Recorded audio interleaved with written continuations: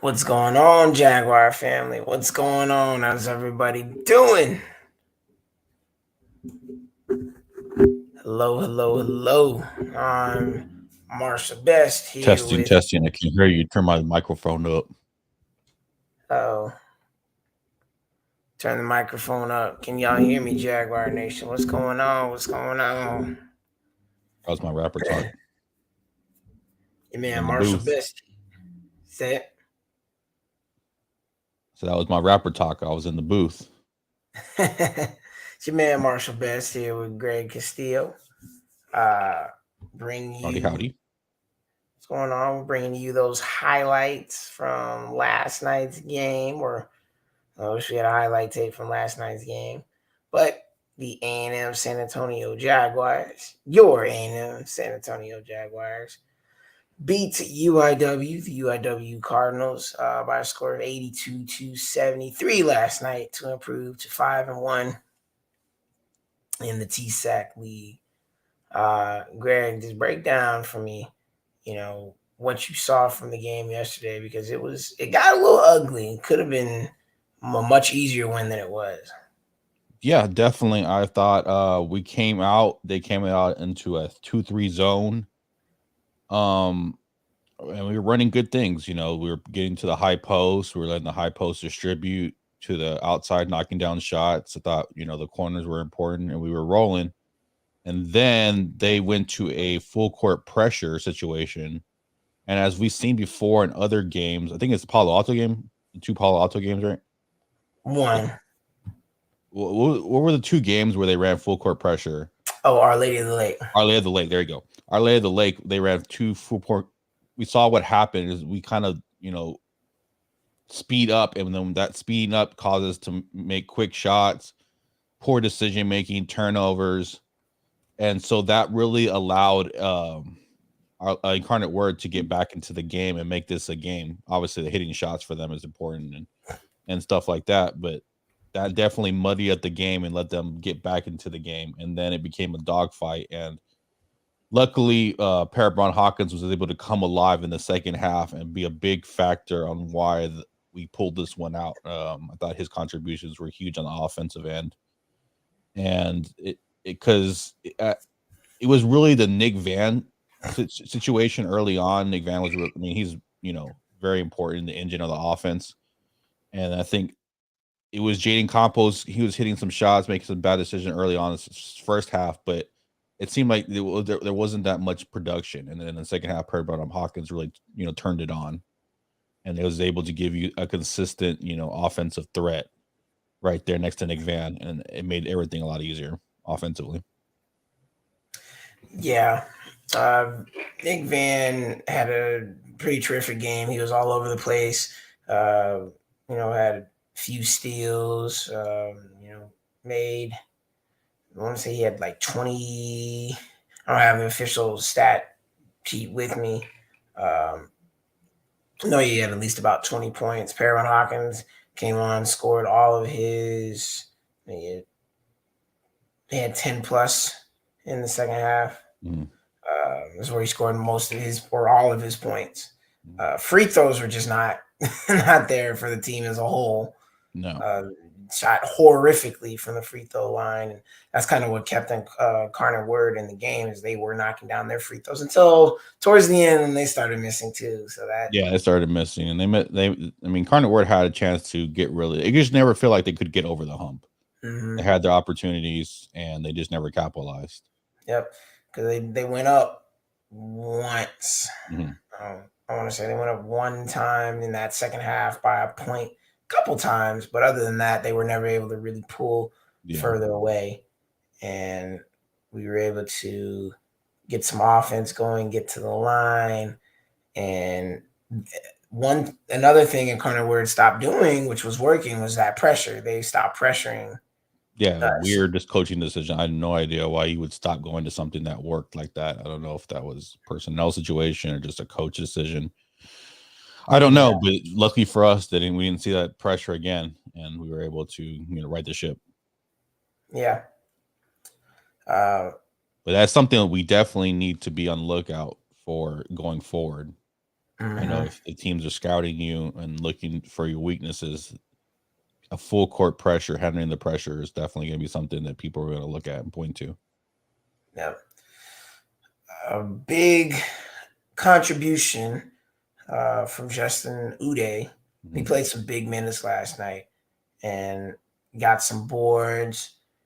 I only had maybe one or two passes that I remember that were, not the greatest, but Yeah. there was some good things that he did too.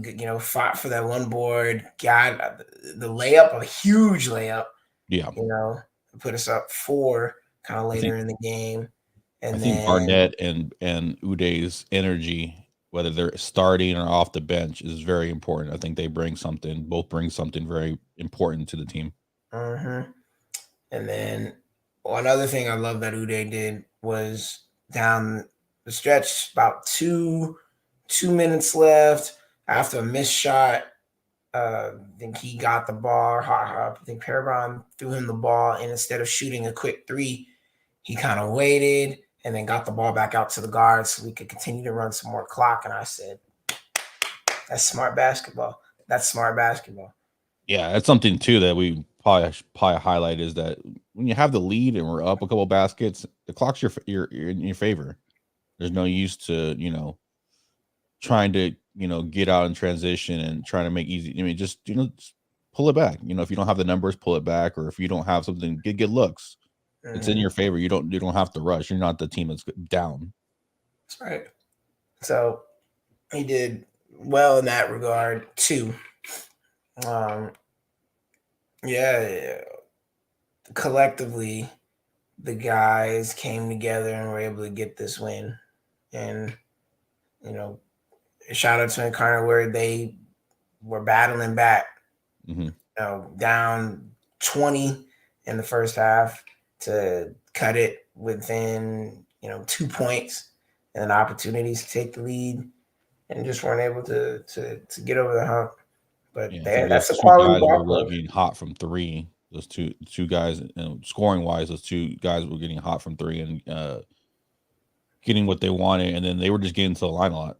They were Yep. being aggressive, getting to the basket and getting fouled. Yep. Smallest guy on the court, Christian Brown, he's number 45, had 3 threes and I want Yeah. to say another layup. So he was knocking them down. Then you had some contributions from number 35, Sebastian. He hit a couple of threes. Number 15, Corin was getting some inside work. And then Hines was getting to the line. He was or no, it was Hyde. Hyde was getting to the line, number 31. And he was knocking down a lot of his free throws. And their version, I call their version of Nick Van, Christian Lim, Mhm. was just attacking, Yeah. getting to his spots, and started getting hot. We were fortunate that he didn't hit a bunch of his threes in that first half, or else it could have been really, Yeah. really tight. Yeah, for sure. No, but it was a fun game, really fun game. I'm glad we ended up coming out with that one, 5-1. Moving forward, only have one more game left on the season before playoffs start. Tune up, tune up. Yep. And this next game will be going up against Northwest Beast, which is that's a big one for both Greg and myself. Alumni. Mm-hmm. Alumni. No, I'm alumni for both of them. Yeah. So that'll be a good game. As far as I know, we'll have to check standings. Northwest Vista only lost to Palo Alto. Okay. So they're, and they're in that same kind of category that we are. The one loss team fighting for to win the championship. Hmm. Between I'd say them, Palo Alto, us, and probably Incarnate Word, and maybe Trinity if they get hot. Those are probably the best 5 teams. Hmm. Yeah, Yeah. I mean it's going to be a good game, good team tester, and you want to come out strong and finish strong and win that game and get good momentum going into the playoffs. So hopefully Jags can do that, and we'll be covering it. And so tune in. Absolutely, absolutely. So, uh, I wanted to ask you a question, Greg. What is something the guys can do to get their free throw percentage up? I mean, I see them shooting jump shots, making jump shots like it's nothing. Mm-hmm. But when it comes to the line, guys just aren't able to knock down their free throws. I mean, Yeah. that's been one of the Achilles heels for the whole season. And guys pride themselves on knocking down shots, knocking down free throws, but it just doesn't seem to work. They practice it. So do you think it's something else beyond just practicing? Like it's like a mental thing. They got to slow down, kind of get into a little routine. What do you think? Yeah, it could be a factor of a lot of things, right? Could be conditioning, sometimes tired, you'll miss free throws because you have legs, mechanic work if you're not mechanically sound, mental is a big thing, confidence and it's a lot of different little areas that it's hard to pinpoint. I mean, it's obvious that like if you're a bad shooter, you're always going to be a bad free throw shooter. It's very rare that it's the opposite. Um, yeah, just get into the gym. I think in during practices, kind of simulate them playing throughout the game. Getting tired and then having to shoot free throws is probably something you could do. Um, it's going to be those individuals that take the time to go back into the gym. You can find different drills, like become a better shooter. Becoming a better shooter is become a better free throw shooter. So if you can start there and work your way out, it's usually pretty good. Yeah, but that's something we definitely need to look at. Yeah.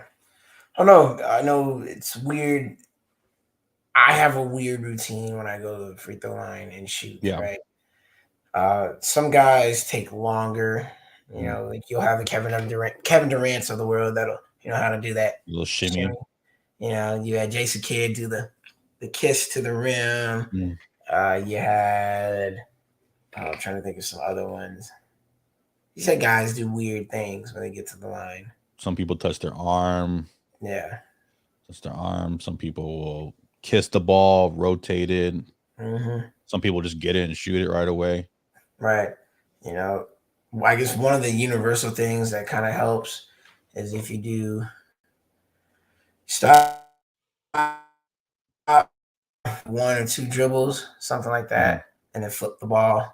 That seems to be the most universal one that I see, or the most common one is something like Yeah, that. So I used to just dribble maybe, and then kind of lower your legs a little bit to lock in your hamstrings. So make sure you're using your legs, mm, and then just go one fluid motion up and release. yep. Sometimes you have the whole line to use. So maybe you got to go to the left, maybe you got to go to the right, and Some people cock their bodies differently, like mentioned.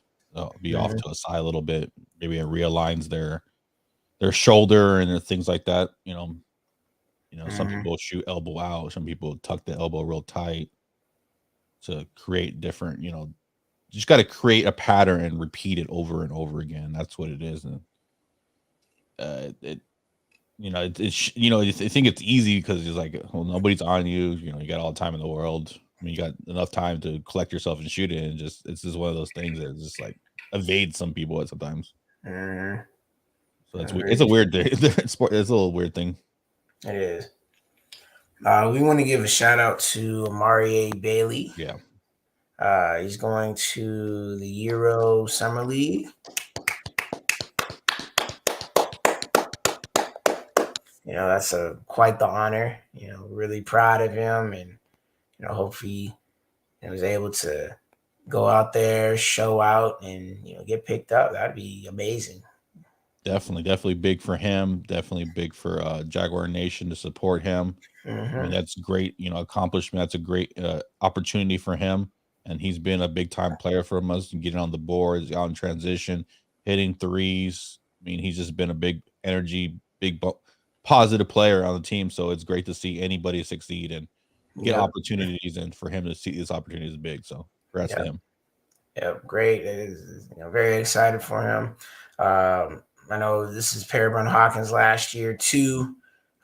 He's possibly maybe getting an opportunity to play overseas as well. So we also, want to wish him the best. You got Nick Van, looking to, possibly, move on to the next level too. I'm not sure if it's next year, maybe the following year. So I mean, you have some guys with, talent that are going to be able to, continue and want to continue their playing careers and try to get to the next level.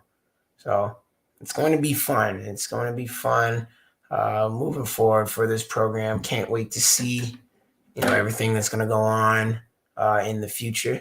Like I said, we enjoy doing this. It's fun for us getting to see. And you'll see the evolution of us too. Our growing. Evolution of us too. We're going to be growing along with the program, along with the players, and it's going to be. I mean, it's great, man. Just like everything's just the foundation right now, so it's fun times. So we're excited. We're excited. The final score for that game yesterday, I messed up. It was actually 72-63 Jaguars. I said 82, 73. Oh, I didn't even catch that. Yeah, that's what I had said. But yeah, Jaguars on that one, 72-63. So proud of those guys. Good win. Good win.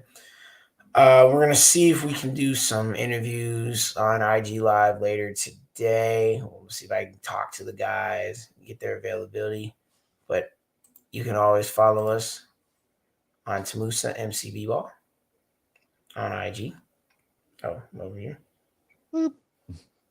Boop, boop. And if you love all sports, Stats versus Facts Sports Talk. You know what I mean? Go check it out on Twitter. Getting the IG back, so just do the Twitter for now. And if you love the Spurs versus everybody.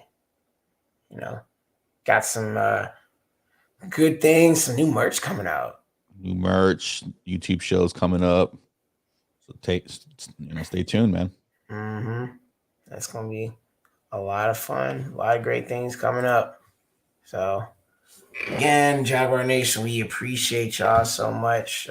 We're nothing with y'all and the team. Everything needs support, and y'all have been doing a great job, and I continue to do jobs, spread out the word.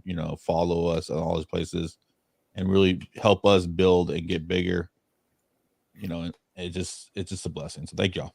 Yep. I mean, make sure you follow. If you get the chance to follow all the teams, we got volleyball, we have softball, soccer, golf. We have the cheer and the dance team. They always show us love and show us support. Shout out to them for showing support. Coming to our games. So we appreciate it. Appreciate it, guys. So you guys have a wonderful day. We will be back. See if we can get on IG today, do some interviews for you guys, and maybe do a Q&A with a few of the players. If not today, then tomorrow. And we'll be back for the game Wednesday, going up against Northwest Vista, the season finale. Season finale, man. The end. This is the end. The end is near. Until playoffs. Yeah. Until playoffs. So y'all be safe out there. Enjoy Fiesta, and we'll catch y'all next time. Bye-bye.